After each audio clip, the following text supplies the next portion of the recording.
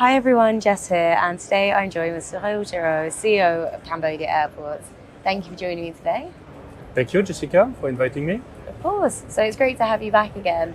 I thought maybe we could start with a snapshot of everything that's been happening at Cambodia Airports. What's new and what's up and coming and exciting? Yeah, so thank you very much for asking this question. Actually, so to give you a bit of news about Cambodia Airport, and maybe before, to give you some context about the Cambodia Airport.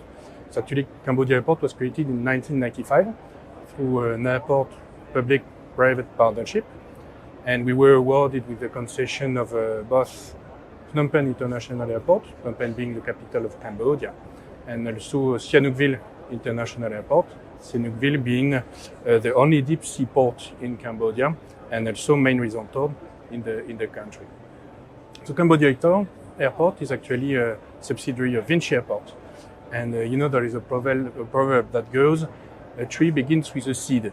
And actually Cambodia Airport was the seed of VINCI Airports, because that was the place and the country and the airport from where VINCI Airport was created. And today VINCI Airport has become the very first airport operator in the world, private one, with 70 plus airports run all over the world and spread into 13 countries and across 5 continents. So to give you a bit of news about Cambodia Airport, and in particular the year 2024, in 2024, the Phnom Penh International Airport had very good performance in traffic. And for example, we had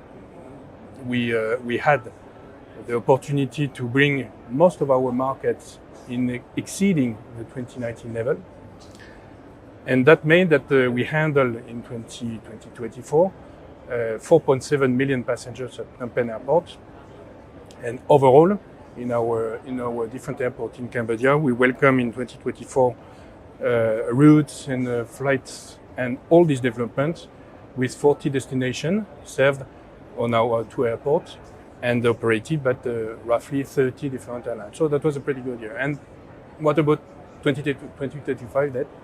And so of course, for 2025, we aim at developing the traffic further, and in particular to reach or exceed not only most of our markets, but this time all of our markets. And that's actually the work that we do on a day-to-day basis, and all the energy that our commercial team put into the system for developing again and again the traffic. Fantastic. Well, thank you for sharing that, and some really exciting plans, ambitions, and opportunities, of course. So one of the key themes that we're always touching on at the moment is sustainability, and that's because it's such a major challenge for the industry. But sustainability goes beyond just carbon footprint and reducing carbon emissions. So how are Cambodia Airports taking a more holistic approach to the topic?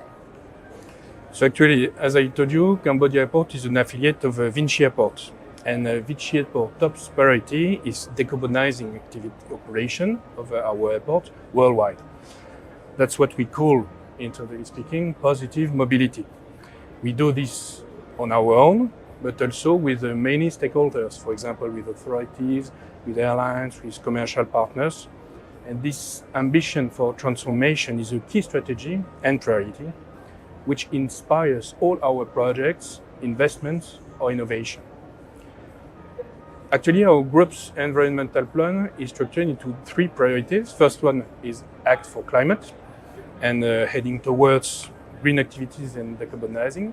Second is preserve biodiversity and natural environment. And third is optimizing resourcing through circular economy. And I will give you a few illustrations of these 3 priorities first.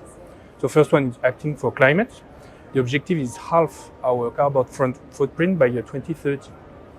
And so all over the world, the different VINCI airports take a lot of initiative to reach this purpose. And in particular, at Cambodia Airports, I can maybe quote 2 initiatives of ours. First one is reduction of the energy consumption. For example, we had LED lighting deployed at our different airports. Second, I can also mention that we've installed fixed electrical ground power units at our aircraft stands, in addition to preconditioned air units. So the idea is to supply aircraft at our parking bay in a, of course, environmentally friendly mode. And as a result of these two initiatives, we got results which have been awarded. I can quote that at both Phnom Penh and Sihanoukville International Airport, we were in a capacity to increase and to upgrade our level into the Airport Carbon Accreditation Program, which comes from the Airport Council International. And we upgraded both airports to the level 3 of this accreditation.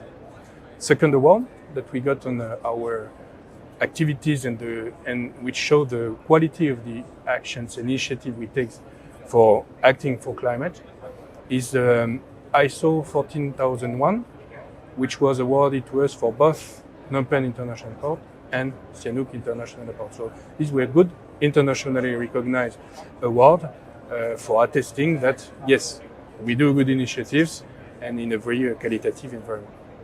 Second priority of us is the optimization of our resources, thanks to the circular economy. And for this, I can quote two projects that we led. The first one is the recycling of recovering waste.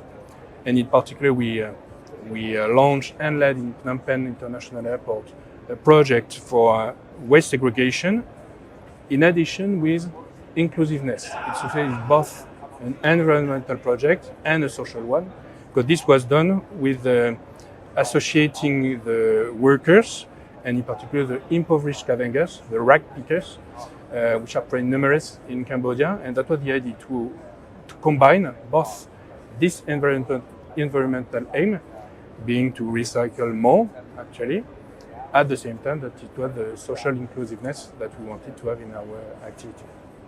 Second project, I can also mention to you, in regard with this optimization of resources, is the water waste treatment plants. We were actually the one and only private company to build and then operate in Cambodia wastewater treatment plants in our different airports. So that was a pretty good initiative, and also in the idea of bringing to the country and Cambodia a different way to approach the activity for environment. The third and last priority of our group environmental plan is the preservation of natural environment. And for this, we launched different projects. For example, a mangrove protection project at Sihanoukville International Airport, and also different projects for preserving both fauna and flora in our different airports. Fantastic. And of course, another area that we need to see quite dramatic change on top of sustainability is diversity in the workplace within aviation. Can you share any ways you guys are already working on gender diversity within Cambodia Airports?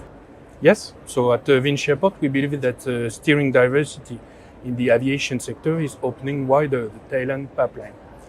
And a way to achieve it is through gender diversity. So how do we do it? So first of all, we increase women leadership and representation. As for us, we encourage women to take on leader role within our organization, and with actually visible and concrete results. To give you two examples, at the very top of our group level, it's to say VINCI concession level, we've got the VINCI Concession Executive Committee, EXCOM, which is equally composed of 5 women and 5 men. And we also find that into the subsidiary, in particular in Cambodia Airport. We've got an executive committee, EXCOM, which is composed equally of 4 men and 4 women. So this shows, concretely speaking, that we encourage women to take the leader role within our organization. Second illustration of this is a program that we've launched within our VINCI concession group, whose name is Elevate.